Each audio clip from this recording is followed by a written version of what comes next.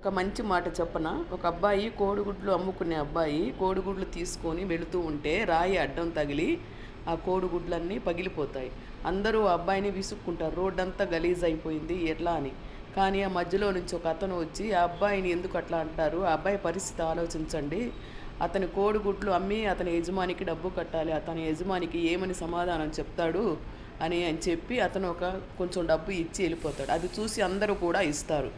ఇంతలో ఆ జనం మధ్యలో నుంచి ఒక పెద్ద ఆయన వచ్చి, బాబు నువ్వు ఇట్లా నీకు డబ్బు రాకుండా ఉంటే నువ్వేం చేసేవాడివి, నీ యజమానికి ఏమి సమాధానం చెప్పేవాడివి, చాలా నష్టం జరిగింది కదా అంటే, అందుకు ఆ అబ్బాయి అంటాడు, ఆ ముందు నాకు డబ్బు ఇచ్చిన అతనే నా యజమాని అని అంటాడు. చూసారా, సమాజంలో చాలామంది మంచివాళ్ళు ఉంటారు, అలాగే చెడ్డవాళ్ళు ఉంటారు. ఎవరినంటే వాళ్ళని నమ్మి మనము మోసపోకూడదు. ఈ యజమాని ఎంత మంచివాడో చూసారా. నచ్చితే లైక్ చేయండి, షేర్ చేయండి.